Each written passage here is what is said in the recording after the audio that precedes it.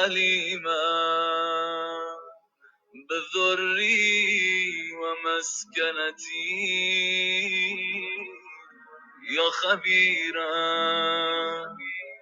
بفقري وفاقتي يا رب يا رب يا رب. السلام علیکم ورحمۃ اللہ وبرکاتہ. پری ماہ رمضان بوسٹر کے ساتھ آپ کی خدمت میں حاضر ہوں. یہ ہمارا اس سلسلے کا دوسرا بوسٹر ہے. میرے معزز سامعین کرام، دنیا میں اللہ نے دو چیزیں ایسی خاص طور پہ رکھی ہیں کہ جن پر اللہ کی ذات کے علاوہ کسی کو بھی بے نیازی نہیں دی ہے. خدا کی ذات کے علاوہ ان سے کوئی بے نیاز نہیں ہے. اللہ نے اپنے علاوہ تمام مخلوقات کو قید زمان و مکان دے کر اپنے آپ کو احاطہ زمان و مکان سے مبرہ رکھا ہے. وہ زمانے پر بھی حاوی ہے، مکان پر بھی حاوی ہے. زمان و مکان یعنی سپیس اور ٹائم اس کے احاطہ قدرت میں ہیں، وہ ان کے احاطہ قدرت میں نہیں ہے. زمان و مکان یعنی سپیس اینڈ ٹائم اور ان سے متعلق جتنے قوانین ہیں وہ خدا کے اختیار میں ہیں. خدا جب چاہے اور جس کے لیے چاہے اسپیس اینڈ ٹائم یعنی مکان اور زمان کی ساری قیود ختم کر دیتا ہے. اچھا، جب ہم یہ کہتے ہیں کہ اللہ نے اپنے علاوہ تمام مخلوقات، اور بالخصوص چونکہ ہمارا موضوع یہ ہے کہ ہم انسان کے بارے میں بات کریں، تو انسان کو اسپیس اور ٹائم کی باؤنڈریز میں رکھا ہے اور بیریئرز کے اندر رکھا ہے اور زمانے اور مقام کی قید کے اندر رکھا ہے، تو اس کا مطلب کیا ہے؟ اس کا مطلب یہ ہے کہ مقام کی قید میں ہے یا اسپیس کی قید میں ہے. یعنی اس کا مطلب یہ ہے کہ اگر میں اس وقت اسلام آباد آپ سے بیٹھ کے بات کر رہا ہوں تو میں اسلام آباد میں ہوں اس وقت. میں اسی لمحے یہاں ہوتے ہوئے کسی دوسری جگہ ہونا میرا پاسبل نہیں ہے. فار ایگزامپل یہ ممکن نہیں ہے کہ میں اسی لمحے کربلا موجود ہوں یا اسی لمحے میں کاظمین میں یا سمرہ میں موجود ہوں. اسی طریقے سے جب ہم ٹائم کی بات کرتے ہیں تو اس کا مطلب یہ ہوتا ہے کہ ہمیں اللہ نے ٹائم کے حوالے سے ایک سرٹن رولز کے اندر پابند رکھا ہے. ہم جس وقت میں زندگی گزار رہے ہوتے ہیں اس کا ایک پاسٹ ہوتا ہے، اس کا ایک فیوچر ہوتا ہے. لیکن اللہ نے ہمیں اس کا پابند یوں بنایا ہے کہ ہم اپنے پاسٹ کو ریکال نہیں کر سکتے ہیں اور فیوچر کو وقت سے پہلے اپنے سامنے لا کھڑا نہیں کر سکتے ہیں. یہ صرف اللہ کی ذات ہے جو اس سے ماورا ہے کہ جیسے وہ اسلام آباد والے کو دیکھ رہی ہوتی ہے، سن رہی ہوتی ہے، جانتی ہے، اس کے اوپر قادر ہے، اس کا رازق و خالق ہے اور اس کا عالم ہے، ویسے ہی سرزمین کربلا، سرزمین نجف، مکہ، مدینہ اور دنیا کے کونے کونے میں موجود تمام اشیاء سے باخبر ہے. ویسے ہی رازق بھی ہے، باخبر بھی ہے اور قادر بھی ہے. اور جیسے اس کے لیے یہ موجودہ زمانہ ہے، اس کے لیے پاسٹ بھی ویسا ہے اور فیوچر بھی ایسا ہے. اس کے لیے پاسٹ، فیوچر اور پریزنٹ میں کسی قسم کا کوئی فرق نہیں ہے. یہ بیریئرز اللہ کے لیے نہیں، ہمارے لیے ہیں. سو اللہ نے ہمیں ان بیریئرز کے اندر پیدا کیا ہے، ان باؤنڈریز کے اندر پیدا کیا ہے. یہ ہم جو دنیا میں زندگی گزار رہے ہیں، یہ ساری کی ساری زندگی ان باؤنڈریز کے اندر ہے. یہ باؤنڈریز اپ لفٹ ہوں گی، ختم ہوں گی جب کچھ سدرۃ المنتہا کی حدود سے آگے جائے گا. سدرۃ المنتہا ایک آخری چیک پوسٹ ہے کہ جہاں پہ جا کر یہ باؤنڈریز اور ان کا یہ قانون جو ہے وہاں پہ جا کے ختم ہو جاتا ہے اور دم توڑ جاتا ہے. پھر سدرۃ المنتہا کی آگے کی دنیا ان قوانین کے اوپر نہیں ہے جن کے اوپر میں اور آپ زندگی گزار رہے ہیں. وہاں کے ڈفرینٹ رولز ہیں. اسی لیے بعض اوقات ہم قرآن مجید کی وہ آیات سمجھنے میں یا وہ بات اور کنسپٹ سمجھنے میں ہم پریشانی اور الجھن کا شکار ہو جاتے ہیں کہ یہ کیسے ہوگا کہ جنت میں جب کوئی تکیہ لگائے بیٹھا ہوگا اور وہ ایک خواہش کرے گا ایک پھل کھانے کا تو پھل خود سے ٹوٹ بھی جائے گا اور خود سے کھا بھی لیا جائے گا اور اس کا ذائقہ بھی آ جائے گا، ہاتھ لگانے کی ضرورت بھی نہیں پڑے گی، خواہش کی اور ہو گیا. ہم اس زمانے کو اس لیے نہیں سمجھ سکتے کہ ہم جس چیز کا سینس رکھتے ہیں، جس چیز کو جانتے ہیں، جس میں زندگی گزارتے ہیں، وہاں تو ٹائم کی بیریئرز ہیں، وہاں تو اسپیس کے بیریئرز ہیں. تو اس لیے سدرۃ المنتہا کے آگے کیا ہوگا کہ جہاں جبرائیل امین نے جا کے کہہ دیا کہ آج سے آگے میرے پر جلتے ہیں، وہاں جب انسان وہاں قدم رکھے گا تو اس زندگی کو جانے گا. لیکن ہم اس دنیا کے بارے میں جانتے ہیں کہ اس دنیا میں اللہ نے جب ان بیریئرز کو دے کے بھیجا تو ایک اور فیصلہ بھی کیا کہ دیکھو میں نے انسان کو عقل دی اور اس کو اشرف المخلوقات بنایا. میں یہ نہیں کہہ سکتا کہ یہ ان بیریئرز کے اوپر کام نہیں کر سکے گا، یہ بیریئرز توڑ نہیں سکے گا، زمانے اور کیا کہتے ہیں، زمانے اور وقت کے اوپر اور اسپیس اور جگہ کے اوپر حاوی نہیں ہو سکے گا، لیکن وہ جتنی محنت کرے گا ان بیریئرز کو، ان قیود کو کم کر لے گا، اور یہ جو آڑ ہے اور یہ رکاوٹ ہے، یعنی انسان ٹائم اور اسپیس کی آڑ اور رکاوٹ کو کم کر سکتا ہے، یہ اللہ نے اسے صلاحیت دی ہے۔ اس لیے ہم دیکھتے ہیں کہ دنیا میں جتنی بھی ترقی آج دن تک کی ہے، اس ساری ترقی کا دار و مدار اور اس ساری ترقی کا زور مکان و زمان کی قید میں کمی کرنے پر ہے۔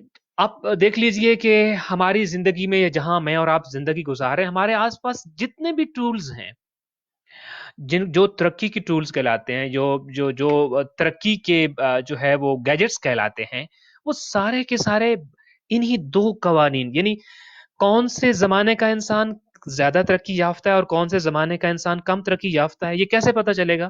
یہ اسی چیز ہے، اس کا پیمانہ یہ ہے کہ جس زمانے کے انسان کے پاس ٹائم اور سپیس کے بیریئرز کو توڑنے کے یا کم کرنے کے زیادہ امکانات ہیں، وہ زیادہ ترقی یافتہ ہے، لیکن جس زمانے کے انسان پر ٹائم اور سپیس زیادہ حاکم ہے تو وہ کم ترقی یافتہ ہے۔ اسی لیے آج ہم ترقی کا پیمانہ یہی بن چکا ہے کہ جس کے پاس ان دو باؤنڈریز کو اور ان دو حدود و قیود کو کم کرنے کے جتنے زیادہ ذرائع اور وسائل آ گئے ہیں اور ٹولز آ گئے ہیں، وہ اتنا ہی زیادہ ترقی یافتہ سمجھا جاتا ہے۔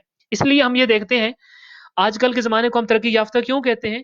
اس لیے کہ آج کا انسان ہم دیکھتے ہیں کہ جہاں کل کوئی جانے کا سوچ بھی نہیں سکتا تھا، آج انسان وہاں نہ صرف جاتا ہے بلکہ وہاں کے راز لے کر دنیا کے سامنے عیاں کرتا ہے۔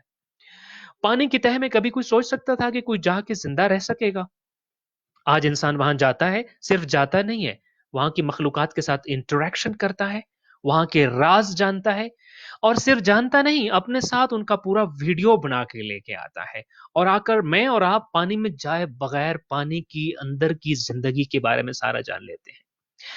کل تک انسان جہاں کھڑے ہونے کا سوچ بھی نہیں سکتا تھا کہ اس سپیس میں اور خلا میں کوئی کھڑا ہو سکتا ہے، ہم آج کے انسان کو دیکھتے ہیں، وہ نہ صرف یہاں سے جاتا ہے بلکہ وہاں پہ جا کر اپنے مشنز بھیجتا ہے، پھر خود بھی جاتا ہے اور وہ وہاں چند دن قیام کرتا ہے، وہاں سے سیمپلز لیتا ہے اور ان سیمپلز کو لے کر اپنے ساتھ دنیا میں یہاں پر آ جاتا ہے اور ان پر تجربات کرنے کی کوشش کرتا ہے۔ جو بات میں آپ سے عرض کرنا چاہ رہا ہوں کہ اللہ نے انسان کو یہ دو بیریئرز دیے، یہ دو باؤنڈریز تھیں، جن کے قوانین کے اندر ہم زندگی گزار رہے ہوتے ہیں، اور ان کو ہم نے کہا the boundaries of space and time, the barriers of space and time. زمانے اور مکان کی قید کے اندر یہ پوری زندگی بند ہے، جب تک قیامت نہیں آئے گی ہم ان رولز کو اوور لیپ نہیں کر سکتے، ہم ان رولز کو ختم نہیں کر سکتے، ہم ان سے ماورا نہیں جا سکتے ہیں۔ البتہ اللہ نے جب یہ دو قیدیں دی ہیں تو وہیں پر انسان کو ایک اور راہ بھی دیا ہے، انسان کو مقام کی یعنی مکان کی، اسپیس کی بھی قید میں رکھا اور وقت کی قید میں بھی رکھا۔ تو اللہ نے ان دونوں چیزوں میں سے ایک ایک ایٹم کو اپنے لیے منتخب کر لیا، اسپیس میں یا مکان میں یا مقام کی قید میں رکھا تھا، تو اللہ تبارک و تعالیٰ نے سارے عالم سے، سارے مقامات سے ایک خاص جگہ کو اپنے لطف خاص سے چن لیا، اس کو دیگر مقامات پر فضیلت دی ہے، اور اس کو پھر اپنا گھر یا خانہ کعبہ یا بیت اللہ کا نام دیا، اور پھر اس گھر کو اپنی طرف نسبت دی ہے۔ پھر اللہ نے ان تمام سپیس باؤنڈریز کے اندر، یہ سپیس کی بات کر رہا ہوں، مقامات کی بات کر رہا ہوں، مکان کی بات کر رہا ہوں، پوری دنیا کے مکان اور پوری دنیا کا جو سپیس ہے، اس پوری دنیا کے مقامات میں سے ایک مقام کو اللہ نے انتخاب کیا اپنے لیے، اور اس کو اپنی طرف نسبت دے کر اس کو بیت اللہ کہا،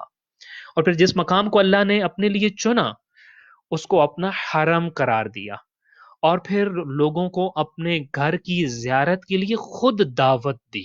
اسی لیے ہم یہ دیکھتے ہیں کہ جب حضرت ابراہیم علیہ السلام نے کعبہ کی تعمیر مکمل کر لی، تو کعبہ کی تعمیر مکمل کرنے کے بعد اللہ نے اپنی اشرف المخلوقات مخلوق یعنی انسانوں کو اب اپنے اس گھر کی زیارت کے لیے خود دعوت دی کہ آؤ میرے گھر میں۔ اس دعوت کا وسیلہ یا اس دعوت کا واسطہ یا اس دعوت کا مؤذن بھی اللہ کی ذات نے حضرت ابراہیم خلیل اللہ کو قرار دیا، اور ابراہیم سے اس کعبہ کی تکمیل ہو جانے کے بعد دو الگ الگ روایات ہیں. ایک روایت یہ ہے کہ مقام ابراہیم کے اوپر آپ کھڑے ہو گئے، اور دوسری روایت یہ ہے کہ نہیں، آپ کوہ ابو قبیس کے اوپر گئے، اور خالق کائنات نے ان سے ارشاد فرمایا کہ وَأَذِّن فِي النَّاسِ بِالْحَجِّ، کہ اب اذان حج پڑھو، لوگوں کو حج کے لیے بلاؤ، اذان حج کہیے. یا تو کا رجالن والا کل ضامر یاتین من کل فج عمیق، یعنی اب کعبہ تعمیر ہو چکا ہے، اب آپ لوگوں کو اس گھر کی دعوت دو، اس گھر کی طرف بلاؤ، اور جب آپ بلاؤ گے تو پھر یہ دور دراز علاقوں سے اپنی کمزور سواریوں کے اوپر بھی آئیں گے اور پیدل بھی آئیں گے، اور دنیا کے کونے کونے سے میرے پاس آ جائیں گے، میرے گھر میں بلاؤ، بیت اللہ میں بلاؤ. تو ابراہیم علیہ الصلوۃ والسلام نے کہا کہ یا رب وما یبلغ صوتی، پروردگارہ میں یہاں پہ کوہ ابو قبیس میں کھڑا ہوں گا، میں اگر جتنی بلند بھی آواز دوں یہ تو مکہ کے یہاں سارے در و دیوار تک بھی نہیں جائے گی اور ان ساری وادیوں تک بھی نہیں جائے گی، میری آواز تو پہنچ نہیں سکتی انسانوں تک. تو فرمایا اذن ابراہیم، تو اذان کہے، علیک الاذان و علی البلاغ، تو اذان کہے گا، میں اس اذان کی آواز کو پہنچاؤں گا. لہٰذا ہم یہ دیکھتے ہیں کہ جناب ابراہیم کو ابو قبیس یا مقام ابراہیم پہ کھڑے ہو کر آپ نے جو اذان دی، آپ نے فرمایا حلم حلم الی الحج، حلم الی الحج، اور اس کی بڑی تفصیل جو کتابوں میں موجود ہیں. تو روایات میں یہ ملتا ہے، اور الکافی میں آیا ہے، الفقی میں آیا ہے، علل الشرائع میں آیا ہے کہ معصوم یہ فرماتے ہیں کہ جب ابراہیم علیہ السلام نے حج کے لیے لوگوں کو بلایا، فلب الناس فی اصلاب الرجال وارحام النساء لبیک یا داعی اللہ، لبیک داعی اللہ، تو لوگوں نے لبیک کہا. دنیا کے کونے کونے میں وہ آواز گئی، وہ آواز صرف دنیا کے کونے کونے میں نہیں بلکہ باپ کے صلب اور ماں کے رحم میں موجود ان روحوں کے اوپر بھی گئی جنہوں نے ابھی اس دنیا میں آنا تھا. اور پھر جب ان روحوں نے بھی آواز سنی تو روایات میں آتا ہے کہ وَمَن لَبَّ مَرَّةً حَجَّجَ مَرَّةً، جس نے آواز میں لبیک کہا، اللہ اس کو حج کی سعادت عطا فرمائے گا. پھر کچھ روحیں ایسی تھیں جنہوں نے ایک دفعہ لبیک کہا، ان کو ایک حج کا موقع زندگی میں ملے گا. کچھ ایسی تھی جنہوں نے 5 مرتبہ حج کہا، انہیں 5 حج نصیب ہوں گے. کسی نے 10 مرتبہ کہا، اسے 10 حج نصیب ہوں گے. اللہ کا ایک حرم بیت اللہ ہے، اس میں آنے والے اللہ کے مہمان اور بلانے والے خلیل اللہ ہیں جنہوں نے اذان حج دی. اللہ نے جن باؤنڈریز کے اندر انسان کو رکھا تھا، یعنی اسپیس، مکان کی، ان مکانات میں سے، ان مقامات میں سے ایک مقام کو اپنے لیے منتخب کیا اور اس کو بیت اللہ قرار دیا اور اس کو اپنا حرم قرار دیا، اپنا گھر قرار دے دیا. وہاں آنے والے کو اپنا مہمان کہا، مہمانوں کو دعوت خود دی، دعوت دینے والے کو ابراہیم خلیل اللہ کہا.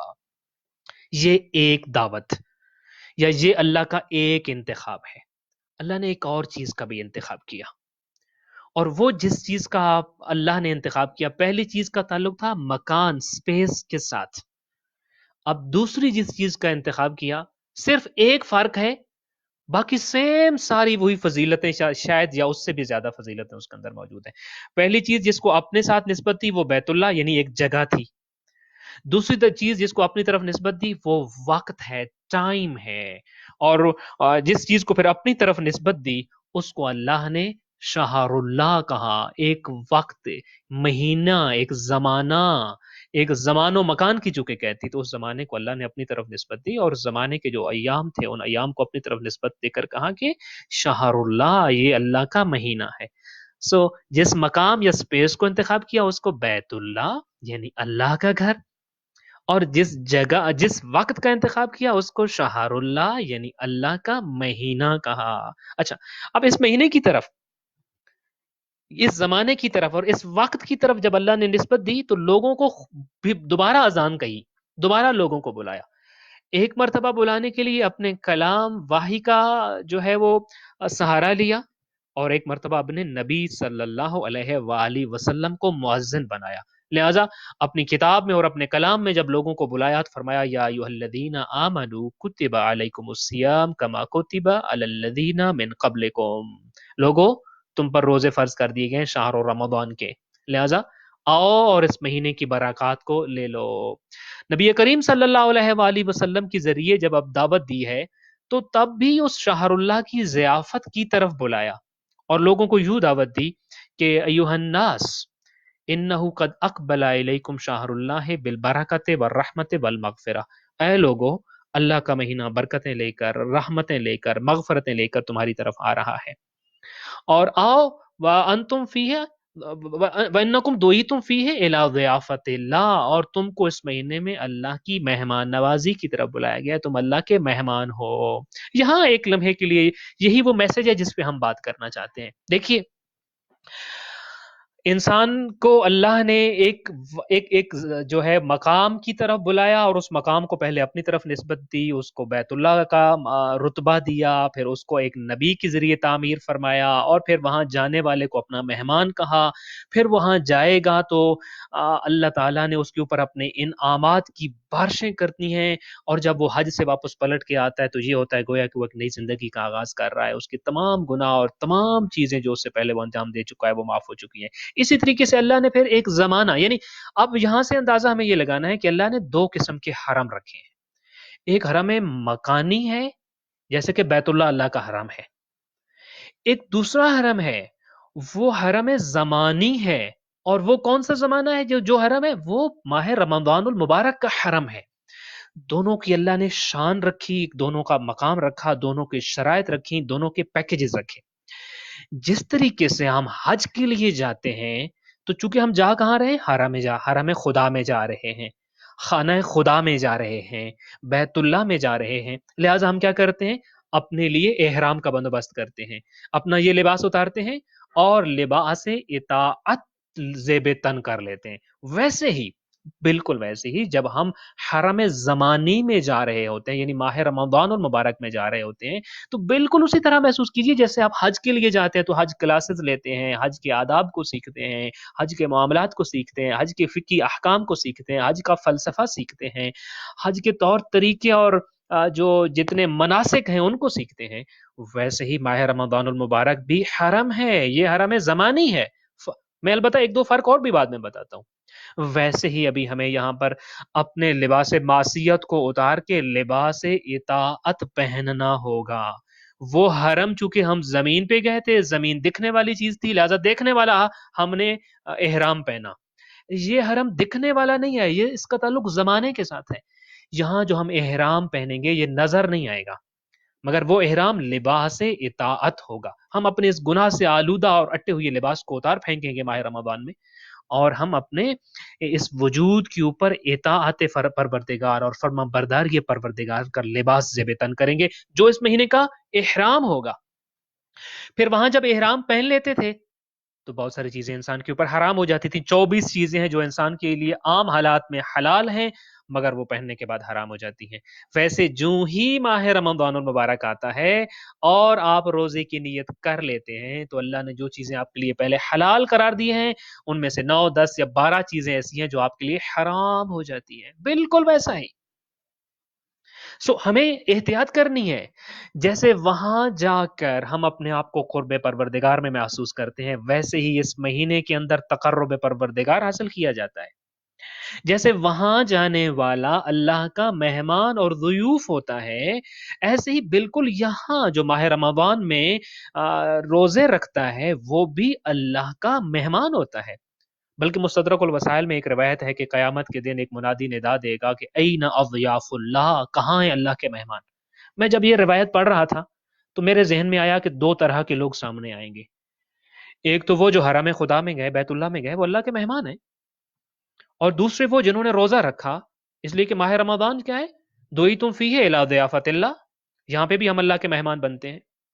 مگر جب میں نے روایت پڑھی کہ جب یہ اعلان ہوگا این اضیاف اللہ، تو رسول گرامی قدر صلی اللہ علیہ وآلہ وسلم فرماتے ہیں فَيُؤْتَى بِالصَّائِمِينَ، تو روزہ داروں کو حکم ملے گا کہ آؤ تمہیں بلایا جا رہا ہے۔ روزہ آپ کو مہمان پروردگار بناتا ہے۔ وہاں جیسے آپ وہاں مہمان، ویسے ماہ رمضان المبارک میں آپ مہمان۔ جیسے وہاں آپ کی قدردانی اللہ کی ذات کرتی ہے اور آپ کو اپنا مہمان بناتی ہے اور پھر آپ کو اتنا بڑا پیکج دیتی ہے اور آپ کی مغفرت کے بہانے تلاش کرتا ہے، ویسے ہی اس مہینے میں بھی، شہر اللہ میں بھی اپنے لطف و کرم اور اپنی رحمتوں اور اپنی مغفرتوں کو اس ماہ میں اپنے بندوں پر نازل کرتا ہے اور ان ساری چیزوں کو انسان کی طرف متوجہ کرتا ہے، اور ہر سال اپنے بندوں کو اپنے ہاں اس مقدس مہینے میں دعوت پر بلاتا ہے۔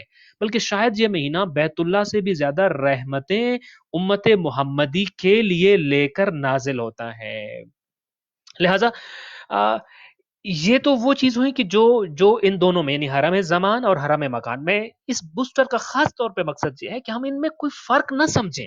ہاں اگر کوئی فرق ہے تو میں وہ فرق بھی آپ کو بتا دونوں میں فرق کیا ہے. بیت اللہ بھی حرم اور شہر اللہ بھی حرم. فرق یہ ہے کہ ایک مقامات میں سے حرم ہے, ایک زمانے اور وقت کا حرم ہے. یعنی ایک حرم مکانی اور دوسرا حرم زمانی. ایک اور فرق ہے, وہ فرق کیا ہے؟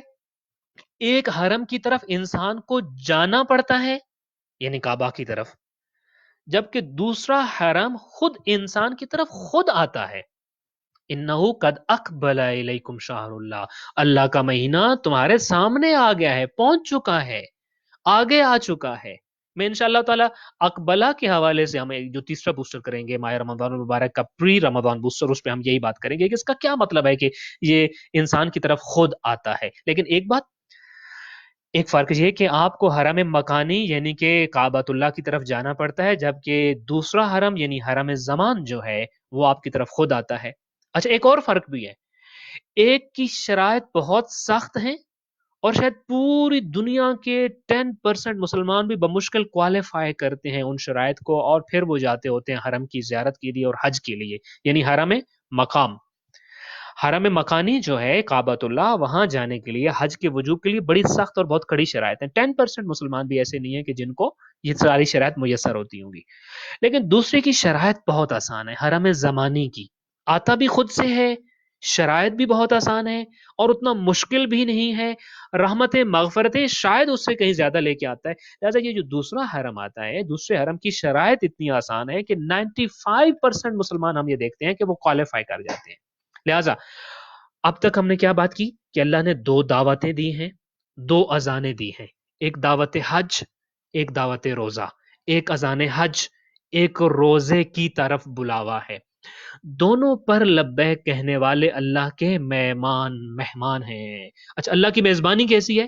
البتہ اس میں ہم ایک تیسرا بوسٹر کریں گے جس میں ہم بات کریں گے کہ اللہ کے ہم مہمان ہیں, جیسے یعنی اس کا کیا مطلب, اللہ ہمارے ساتھ کیسے میزبان کے طور پہ پیش آتا ہے, جب ہم مہمان بنتے ہیں تو ہمارے ساتھ کیسا کیسا بیہیو کرتا ہے, اور اس کی مہمان نوازی کیسی ہے. یہ باتیں مکمل ہو گئی. اچھا اب میں ایک بات تھوڑا جنرل اس حوالے سے کرنا چاہتا ہوں تاکہ ہم آج کے اس بوسٹر میں سیکھیں کہ یہ 2 چیزیں ان کا کیا تعلق ہے ایک دوسرے کے ساتھ, اور پھر اس قاعدے اور قانون کے ساتھ کیا تعلق ہے کہ جس میں انسان کو اللہ نے زمانے اور مکان کا پابند قرار دے دیا ہے اور ٹائم اور اسپیس باؤنڈریز کے اندر انسان کو پابند رکھا ہے. دیکھیے انسان ٹائم اور اسپیس باؤنڈری کے اندر پابند ہے. انسان اس کی زنجیریں اور اس کی آڑ اور اس کی رکاوٹ کو کم کر سکتا ہے, ختم نہیں کر سکتا, جیسے میں نے آپ کو ابھی تھوڑی دیر پہلے بتایا تھا. لہٰذا انسان کی زندگی کا پورا فوکس جو ہے ایسے ٹولز پر ہے, ایسے گیجٹس پر ہے, کہ ایسے میڈیمز پر ہے کہ جو ان بیریئرز کو کی شدت کو کم سے کم کر سکے. لہٰذا ہم یہ دیکھتے ہیں جیسے ٹریفکنگ ہے دنیا میں کہ اس نے ایئر بسز ہیں ہمارے پاس, پھر بلٹ ٹرین ہے, ٹرینز ہیں, بسز ہیں, کارز ہیں, یہ کیا ہیں, یہ سارا ہمارا فزیکل فاصلے کو کم کرنے کے ٹولز ہیں.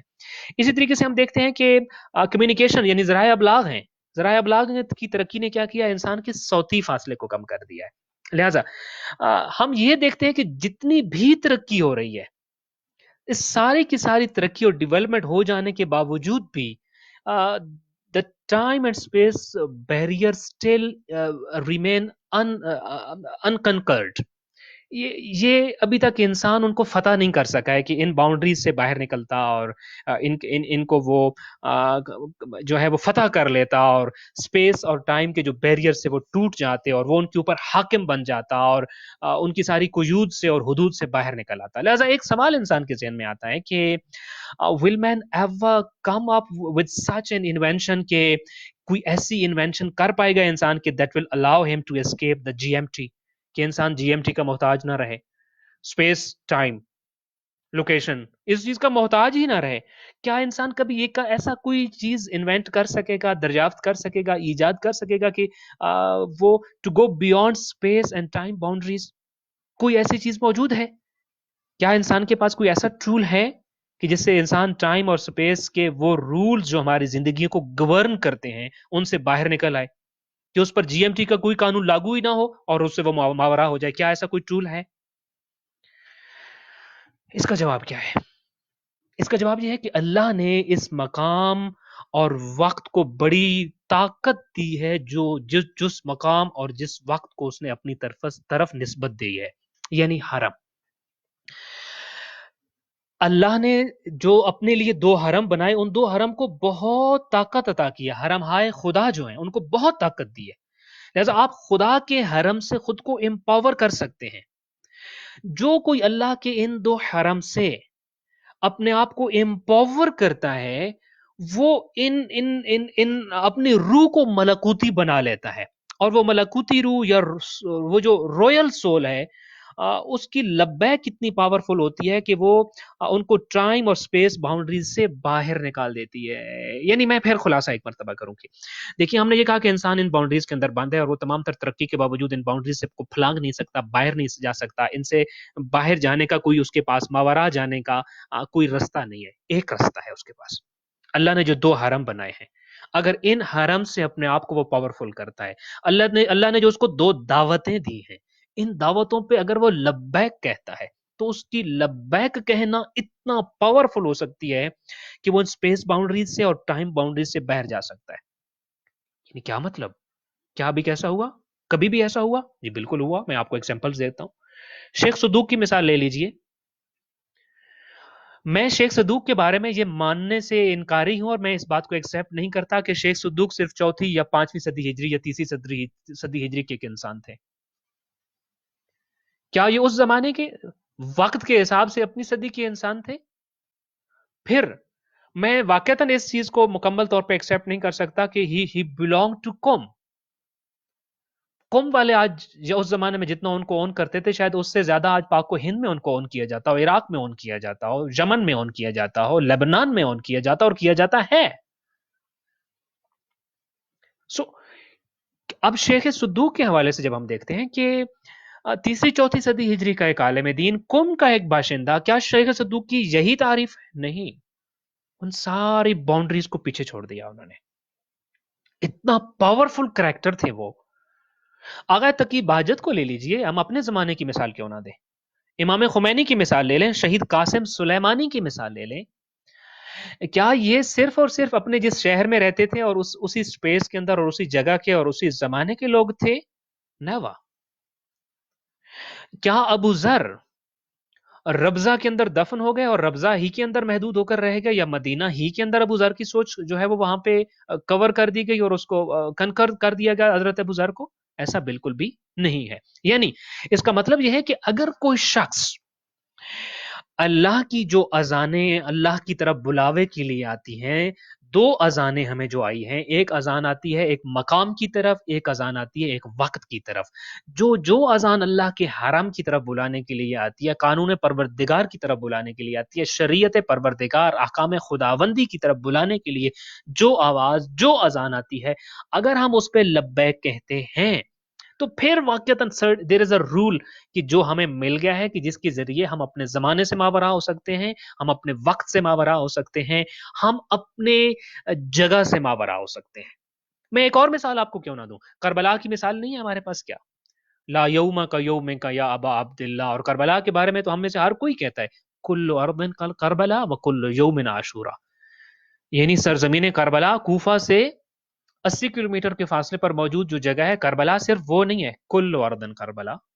کربلا نے کیا کیا؟ یہی تو انہیں باؤنڈریز کو تو توڑا نا کربلا نے۔ یہ جس طریقے سے یہ کام کربلا نے کیا ہے، اس طریقے سے کوئی اور موومنٹ نہیں کر سکا ہے، کوئی اور موومنٹ اس طرح سے نہیں کر سکا اس مقام کو۔ لہذا کل اردن کربلا وہ کل یومن عاشورہ، وہ محرم الحرام کی 10th جو آتی ہے، بیسیکلی تو ایک ٹائم تھا نا، 10 محرم ایک ٹائم کا ایک ٹکڑا ہے۔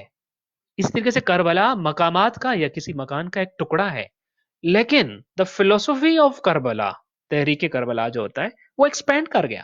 اس نے اس باؤنڈریز کو توڑ ڈالا، ان زنجیروں کو توڑ ڈالا، اور قیامت تک کے لیے بتا دیا کہ کل اردن کربلا و کل یومن عاشورہ۔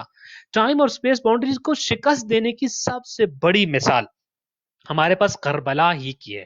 لہٰذا حسین ابن علی علیہ الصلوۃ والسلام کی موومنٹ 61 ہجری کے زمانے کی موومنٹ نہیں ہے۔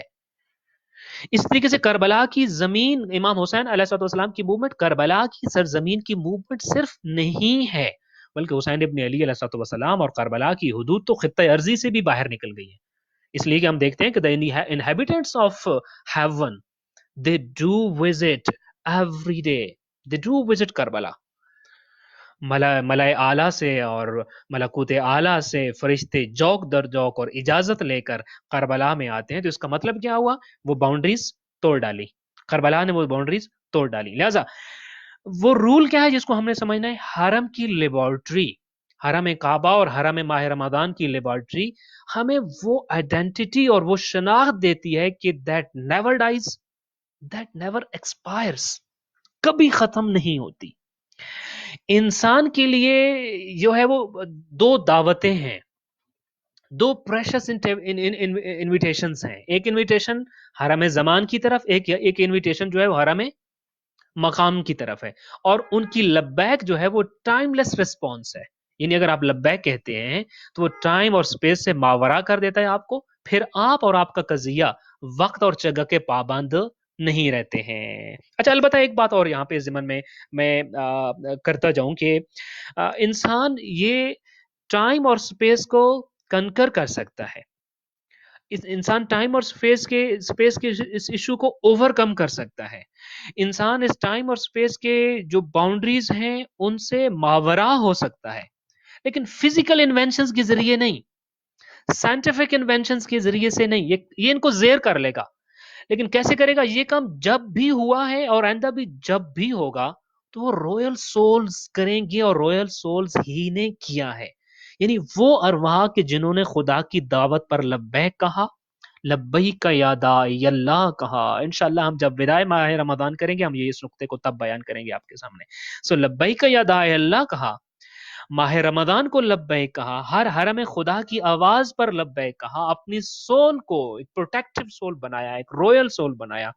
جن لوگوں نے بھی یہ کام کیا وہ سپیس اور ٹائم کی باؤنڈری سے باہر نکل گئے. لہٰذا ہم جس چیز کے اندر زندگی گزار رہے ہیں اس کی جو محدودیت ہے وہ محدودیت توڑی جا سکتی ہے، اور وہ ٹوٹے گی کیسے؟ لبیک کی پرخلوص، زوردار اور پر اثر آواز کے ذریعے. البتہ ایک آخری بات جس کا آخر میں تذکرہ کرنا بہت ضروری سمجھتا ہوں وہ یہ ہے کہ ہم یہ دیکھتے ہیں کہ ماہ رمضان المبارک کی دعاؤں میں حج کا بار بار تذکرہ ہوا ہے. شاید میں اس لیے بھی اس چیز کا تذکرہ ضروری سمجھتا ہوں کہ آپ میں سے کوئی یہ نہ سمجھے کہ ہم زبردستی ان دو چیزوں کو ملا رہے ہیں کہ اذان حج تو سمجھ آ رہی ہے، حج حرم خدا ہے، یہ بھی کعبہ حرم خدا ہے، یہ بھی سمجھ آ رہا ہے، لیکن ماہ رمضان کی طرف بلانا اور پھر بھی اس کا بھی حرم خدا ہونا یہ کوئی زیادہ بہتر سمجھ نہیں آ رہا. میں آپ کو ایک اور ایگزامپل کے ذریعے اور ایک سوال کے ذریعے کہ ماہ رمضان کی دعاؤں میں آپ دیکھتے ہیں اللہم ارزقنی حج بیتک الحرام فی عامی ھذا وفی کل عام، بار بار تذکرہ ہوتا ہے، ہر جگہ تذکرہ ہوتا ہے. ماہ رمضان المبارک کی دعاؤں میں کتنا زیادہ تذکرہ ہے حج کا. کبھی آپ نے سوچا؟ جہاد کا تذکرہ نہیں ہے، خمس کا اس طرح سے تذکرہ بائی نیم اور بار بار نہیں ہے، زکوٰۃ کا تذکرہ بائی نیم اس طرح سے نہیں ہے، حج کا اتنا خاص تذکرہ بار بار اور کیوں ہو رہا ہے؟ اس کا ریزن یہی ہے جس کو ابھی ہم آپ کے سامنے بیان کر رہے ہیں کہ فار بوتھ دا انویٹیشنز، ان دونوں کے لیے، جب آپ حج کے لیے جاتے ہیں تب بھی اور جب آپ ماہ رمضان کا روزہ رکھتے ہیں تب بھی، in these both conditions you are responding to your lord. جو اللہ نے اذان دی ہے، جو اللہ نے اذان کہلوائی ہے اور جو آپ کو اپنا مہمان بنایا ہے، آپ نے اس کال پہ لبیک کہا ہے اور آپ اللہ کے مہمان بن گئے. اور دوسری وجہ یہ کہ چونکہ یہ دونوں حرم خدا ہیں، اب ایک حرم میں بیٹھ کر دوسرے حرم کی دعا کرتے ہیں، ماہ رمضان میں بیٹھ کر حج کے سیزن کی دعا کرتے ہیں، اور حج میں بیٹھ کر پھر ماہ رمضان المبارک کو اویل کرنے کی دعا کرتے ہیں. اور تیسری چیز وجہ اس کی یہ ہے کہ ماہ رمضان کی دعاؤں میں بار بار حج کا تذکرہ کیوں ہوا ہے؟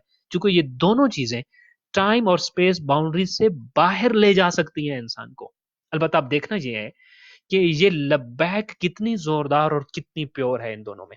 لہٰذا ایک چیز جس کا ہمیں یہاں اندازہ ہو رہا ہے وہ یہ ہے کہ ہمیں ہمارے سامنے دو اذانیں کہی گئی ہیں. اذان حج ابراہیم خلیل اللہ نے کہی، جیسے اس کو لبیک کہا جاتا ہے، ویسے ہی ایھا الناس انہ قد اقبل الیکم شہر اللہ کی اذان نبی کریم صلی اللہ علیہ وآلہ وسلم سید الرسل اور سید الانبیاء نے کہی ہے، اور اس پہ بھی ویسے ہی لبیک کہنا ہے. جیسے خانہ کعبہ حرم خدا ہے ویسے ہی شہر اللہ حرم خدا ہے. جیسے وہاں آپ احرام یعنی لباس اطاعت پہنتے ہیں، مگر چونکہ وہ مقام کا احرام ہے وہ نظر بھی آتا ہے، یہاں بھی آپ کو احرام اطاعت پہننا ہوگا، لباس اطاعت پہننا ہوگا. شاید یہ نظر نہیں آئے گا چونکہ وقت انسان کو نظر نہیں آتا، تو وقت کا جو احرام ہے وہ بھی نظر نہیں آئے گا. جیسے وہاں احرام باندھنے کے بعد ہمارے اوپر مختلف چیزیں حرام ہو جاتی جو پہلے حلال تھیں، ویسے ہی اس حرم خدا یعنی شہر رمضان میں روزے کی حالت میں ایسے بہت سارے احکام ہماری طرف آئیں گے جو پہلے حرام تھے اور پہلے حلال تھے مگر اس موقع پر ہمارے لیے حرام ہو جائیں گے. لہٰذا ان ساری مماثلتوں کی وجہ سے یہ سمجھ لیجئے کہ حج ہر ایک کو نصیب نہیں ہے. لہٰذا اللہ نے اس حرم کو، حرم مکہ، حرم زمان کو ہر سال اپنی مخلوقات کے اوپر ریپیٹڈلی لایا ہے کہ جو وہاں جا کر لبیک نہیں کہہ سکتا وہ یہاں لبیک کہے، جو وہاں جا کر میری دعوت پہ نہیں آ سکتا میں اس کو دعوت اس کے گھر تک لے آتا ہوں، جو وہاں جا کر اپنی معافی نہیں مانگ سکتا، جو وہاں جا کر برکتیں مغفرتیں نہیں لے سکتا اس کو اس کے گھر کی دہلیز پہ دیتا ہوں، جو وہاں جا کر میرا مہمان نہیں بن سکتا اس کو اس کے گھر کی دہلیز اور اس کے کمرے کے اندر اپنا مہمان بناتا ہوں، جو وہاں جا کر معافی نہیں مانگ سکتا اس کو یہاں اس کے گھر میں بیٹھے بٹھائے معافی دیتا ہوں، جو وہاں جا کر اتنا بڑا پیکیج اویل نہیں کر سکتا اس کو اس کے گھر میں اس کی دہلیز پہ اس کے خانے اور اس کے اپنے گھر کے اندر اتنا بڑا پیکج دیتا ہوں کہ گویا کہ وہ دوبارہ سے اس زندگی میں آیا ہوگا.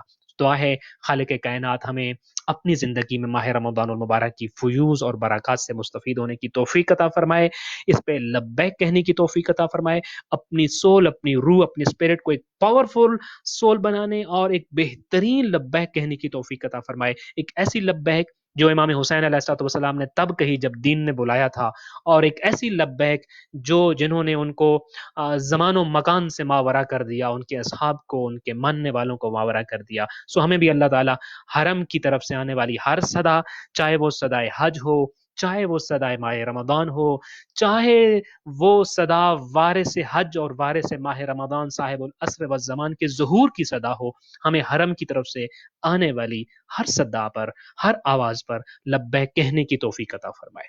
السلام علیکم ورحمۃ اللہ وبرکاتہ. يا خبيرا بفقري وفاقتي يا رب